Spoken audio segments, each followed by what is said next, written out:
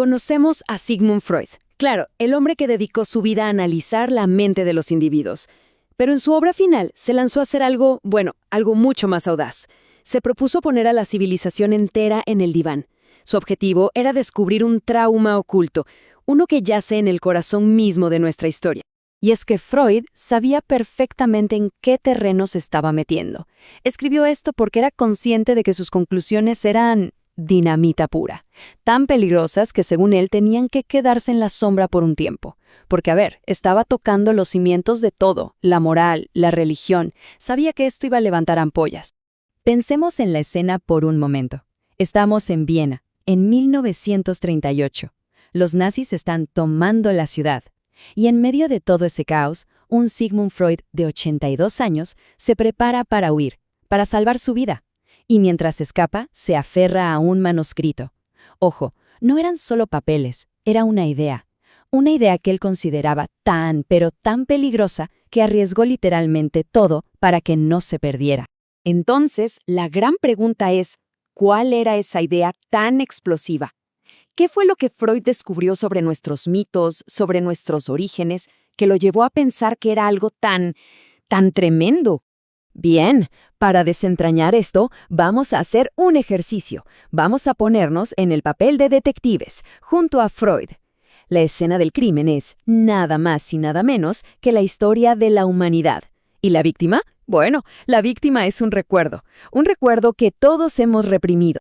Y aquí está el punto de partida de toda su investigación. La idea es esta. Si un trauma reprimido puede perseguir a una persona, causarle neurosis y problemas, ¿no podría pasar lo mismo a gran escala? Freud se preguntó si un gran trauma olvidado, uno ocurrido hace miles de años, podría estar atormentando a toda la civilización, escondido, camuflado, en nuestros mitos y religiones. Y como todo buen detective, Freud se puso a buscar pistas. La primera la encontró en un patrón que se repetía de una forma casi sospechosa. Un patrón que seguro nos suena a todos. La clásica historia del héroe que es abandonado al nacer. A ver, es que el patrón es prácticamente idéntico. Lo vemos con Sargón, con Moisés, con Rómulo. Para Freud esto no podía ser una simple coincidencia. No. Esto era la huella digital de una historia familiar distorsionada. Era como una fantasía que los pueblos inventan para darle un origen noble a sus héroes, para separarlos de sus orígenes, que quizás eran mucho más humildes. Esta fue la primera gran señal para él, de que la historia oficial, la que nos contamos, no siempre es la historia real. La segunda pista no la tuvo que buscar muy lejos. Estaba ahí mismo, en su consultorio, en sus pacientes. Él conocía de sobra el mecanismo del trauma en una persona, ¿cierto? Primero ocurre algo terrible. El trauma. Después, la mente, para protegerse, lo reprime, lo olvida. Pasa un tiempo, a veces mucho tiempo, un periodo de latencia, y de repente, ¡pum!, el trauma regresa, pero no regresa como un recuerdo claro, sino disfrazado de síntoma, de una neurosis. Ese era el modus operandi que estaba buscando en la historia. Y aquí es donde Freud da el salto mortal intelectual, su apuesta más arriesgada. Se pregunta, ¿y si este patrón, este mecanismo de trauma, represión y retorno no solo funciona a nivel individual, y si se pudiera aplicar a pueblos enteros, a civilizaciones? ¿Sería posible que la humanidad entera estuviera sufriendo una especie de neurosis colectiva, un síntoma de un trauma olvidado, allá, en el amanecer de los tiempos? Con estas dos pistas en la mano, el mito del héroe y el patrón del trauma, Freud arma una hipótesis que es francamente impactante. Postula que en la base de nuestra civilización, en su mismísimo origen, no hay un contrato social ni tampoco una revelación divina. No, hay un crimen terrible. Para construir esta idea, se inspiró en Darwin. Imaginó el escenario original, la llamada horda primordial. Pensemos en un grupo humano primitivo, dominado por un solo padre, un macho alfa, por así decirlo.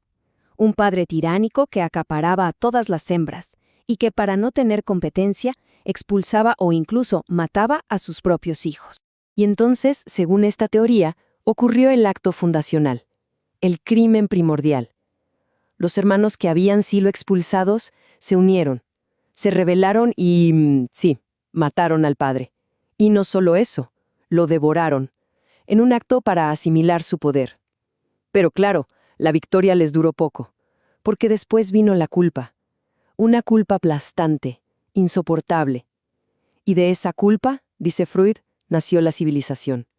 De ahí surgieron las primeras leyes, los primeros tabúes, no matarás y no cometerás incesto, la base de la sociedad.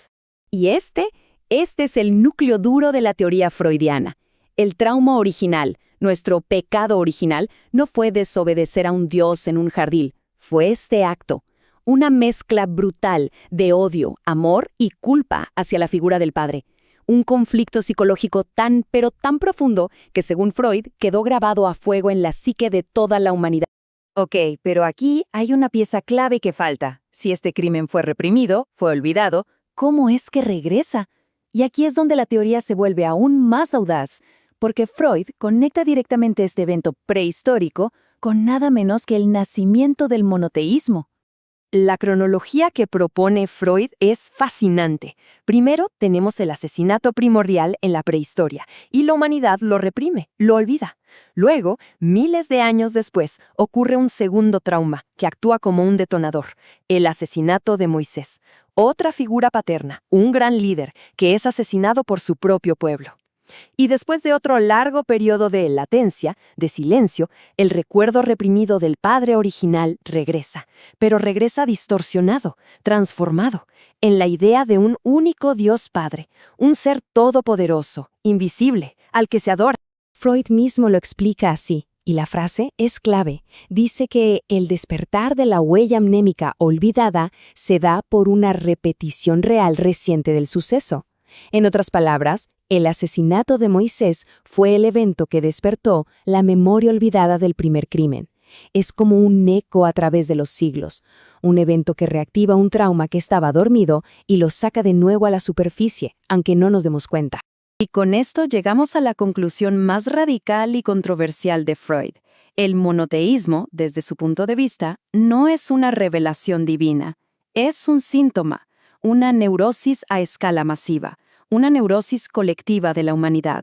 Es el recuerdo distorsionado de un crimen, de un trauma real, que como especie nunca hemos logrado superar del todo. Claro, la pregunta que todo el mundo se hace es, ¿pero esto pasó de verdad? ¿Hubo una horda primordial? ¿Un asesinato? Y es una pregunta válida, pero para Freud, quedarse solo en si pasó o no al pie de la letra era perderse lo más importante. Había una verdad más profunda en juego. Es que Freud hablaba de dos tipos de verdad.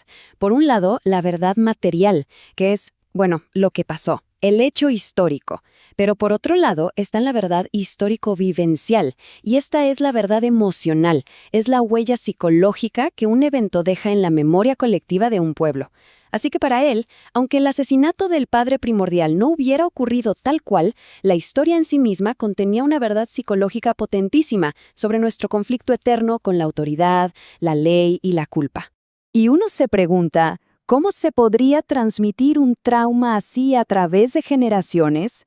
Bueno, aquí Freud introduce otra de sus ideas más polémicas, la de una herencia arcaica. La noción de que no solo heredamos rasgos biológicos en nuestros genes, sino también huellas de memoria, trazas de las experiencias más significativas y traumáticas de nuestros antepasados que van formando una especie de inconsciente colectivo. Al final del día, estemos de acuerdo o no con toda su teoría, lo que nos deja esta investigación de Freud es un conjunto de herramientas para pensar que son muy potentes. La idea de que las ideas mismas son como artefactos psicológicos. La posibilidad de que nuestros mitos más sagrados contengan verdades psicológicas reprimidas. La noción de que nuestra identidad como grupo puede estar moldeada por traumas antiquísimos que ya ni recordamos. Y sobre todo, esa idea de que el pasado nunca se va del todo. Siempre encuentra una forma de regresar, aunque sea disfrazado. Y todo esto nos lleva a una última reflexión. La propia teoría de Freud es en sí misma una gran historia, un gran relato. Entonces, si él tenía algo de razón, si las historias que nos contamos ocultan verdades olvidadas, ¿qué traumas, qué verdades sobre nosotros mismos estarán escondidas en las historias que nos contamos hoy en día? ¿Qué es lo que, sin saberlo, estamos intentando recordar? O quizás intentando desesperadamente olvidar.